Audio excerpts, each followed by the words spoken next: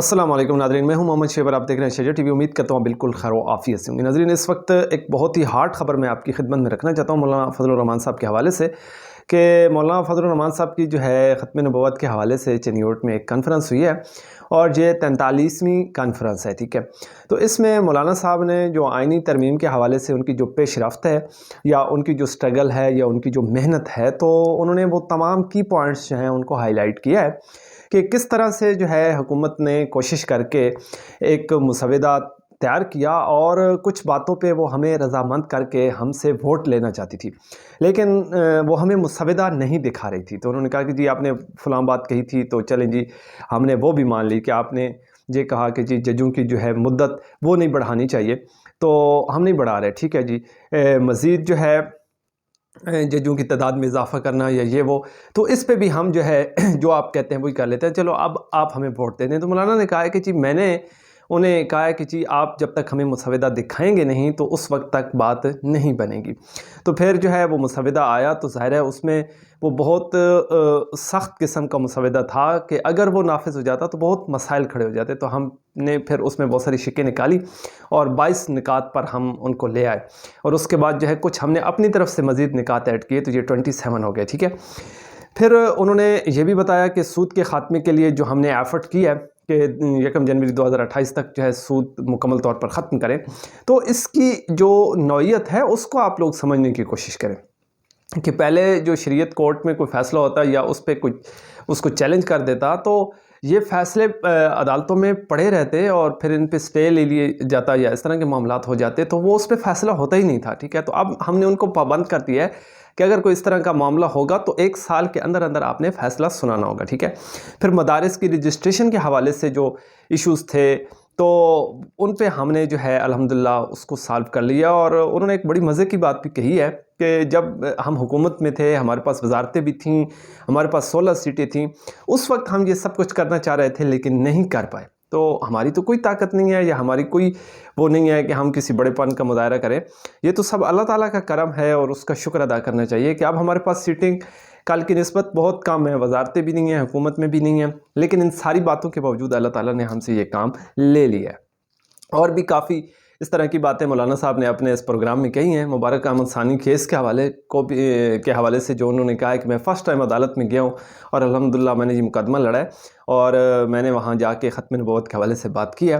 تو یہ ساری باتیں جو ہے مولانا صاحب نے کہی ہیں، لیکن میں آپ کی 2-3 اور اہم نقطوں کی طرف جو ہے توجہ مبذول کروانا چاہتا ہوں، کہ ایک جو اس سارے سینیریو میں چیز جو ہے سامنے آئی ہے کہ وہ ایک صاحب نے ایک بیان دیا ہے، اور اس صاحب کا یہ کہنا تھا کہ ہمارے جو جامعہ اسلامیہ کے فاضل ہیں، تو ان کو ایک خواب آیا، اور شاید ہم نے یہ خواب ابھی تک بیان نہیں کیا، لیکن اب جو ہے ہم اس سے پردہ اٹھانے جا رہے ہیں، اور یہ خواب جو ہے آپ کو بھی سنانے جا رہے ہیں کہ اس مولانا صاحب کو خواب میں نبی کریم صلی اللہ علیہ وسلم کی زیارت ہوتی ہے، اور اللہ کے رسول پاک صلی اللہ علیہ وسلم سے فرماتے ہیں کہ دیکھیے جی یہ جو ختم نبوت کا مسئلہ ہے یا اس کی جو سرپرستی ہے، تو یہ آپ مولانا فضل الرحمان صاحب کو سونپ دیں، ٹھیک ہے۔ تو واللہ عالم، اگر یہ حقیقت ہے تو بہت بڑی بات ہے، اگر حقیقت نہیں ہے تو یہ اس کے ایمان پہ ڈیپینڈ کرتا ہے، وہ جو کہنے والا ہے کہ اس نے اتنی بڑی بات نبی کریم صلی اللہ علیہ وسلم کی طرف منسوب کر کے بیان کر دی ہے، تو اس میں کس حد تک ریالٹی ہے، یہ بیان بھی میں آپ کو سنوانا چاہتا ہوں۔ یہ ذرا آپ سنیے مولانا صاحب کیا کہہ رہے ہیں۔ اور وہ راز یہ کہ جامعۃ العلوم الاسلامیہ کے فارغ التحصیل ایک عالم دین نے خواب دیکھا، اور انہوں نے رحمت عالم صلی اللہ علیہ وسلم کی خواب میں زیارت کی، اور آپ صلی اللہ علیہ وسلم نے انہی خواب کے اندر ارشاد فرمایا کہ عقیدہ ختم نبوت کی جد و جہد کے تمام تر کام کی سرپرستی، اس کی نگرانی یہ حضرت مولانا فضل الرحمان مد ظلہم کے سپرد کر دی جائے۔ یعنی مولانا فضل الرحمان صاحب اس وقت موجود تھے، اور مولانا فضل الرحمان صاحب کی موجودگی میں سٹیج پر یہ بیان جو ہے مولانا صاحب نے جاری کیا ہے، اور یہ بات جو ہے انہوں نے بتائی ہے۔ تو اس کے علاوہ ایک اور بات جو ہے وہ بھی میں آپ کو بتانا چاہتا ہوں کہ جو سپاہ کہہ لیں یا پھر اہل سنت والجماعت، جو بھی اب ان کا ایک نیا نام ہے، تو اس سے تعلق رکھنے والے جو لوگ ہیں، کچھ وہ اخبار کے تراشے اور اس کے علاوہ کچھ پوسٹیں اور کچھ باتیں جو ہے وہ میڈیا پہ نشر کر رہے ہیں، اور وہ یہ کہہ رہے ہیں کہ یہ جو راشد محمود سنگرو صاحب ہیں، کہ ایک اخبار کا تراشا وہ آپ سکرین پہ دیکھ بھی سکتے ہیں، اس میں یہ کہا گیا ہے کہ سپاہ والوں کو ہمارے سٹیج پر نہیں آنا چاہیے، ان کو نہیں بلانا چاہیے، اور ہمارے لوگوں کو وہاں نہیں جانا چاہیے، ٹھیک ہے۔ اور اگر کوئی اس طرح کی کارروائی کرتا ہے یا ایسے لوگوں کو بلاتا ہے تو اس کی رکنیت ختم کر دی جائے۔ اور وہ مراسلہ باقاعدہ جو ہے راشد محمود سمرو صاحب کی طرف سے جاری کیا گیا ہے، باقاعدہ ان کا نام لکھا گیا ہے۔ اور جو فیصل آباد میں اس سے پہلے ایک پروگرام ہوا تھا JUI کا، تو اس میں سپاہ کا کوئی شخص جو ہے، کوئی بچہ جو ہے وہ جھنڈا لہرا رہا تھا، تو اس سے وہ جھنڈا لے لیا گیا۔ تو پھر ایک تصویر جو ہے وہ بھی دیکھنے کو ملی کہ جو اس وقت کوئی شین لوگ تھے جو کہ سٹیج پر بیٹھے ہوئے تھے، تو راشد محمود سمرو صاحب ان کو خوش کرنے کے لیے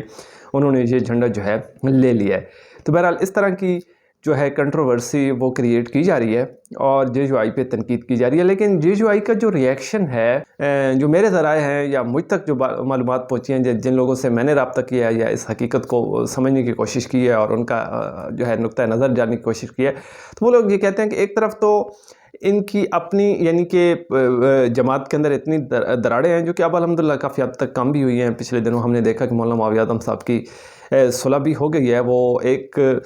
پابندی عائد کر دی گئی تھی مولانا معاویہ اعظم صاحب پر 6 مہینوں کے لیے، تو وہ پابندی جو ہے وہ ہٹا دی گئی ہے اور مولانا معاویہ اعظم صاحب کو جو ہے دوبارہ سے اپنے جماعتی پروگراموں میں جانے کی اجازت مل گئی ہے، جو کہ بہت خوش آئند ہے۔ لیکن کچھ لوگوں کا یہ بھی خیال ہے کہ شاید انہیں جو ہے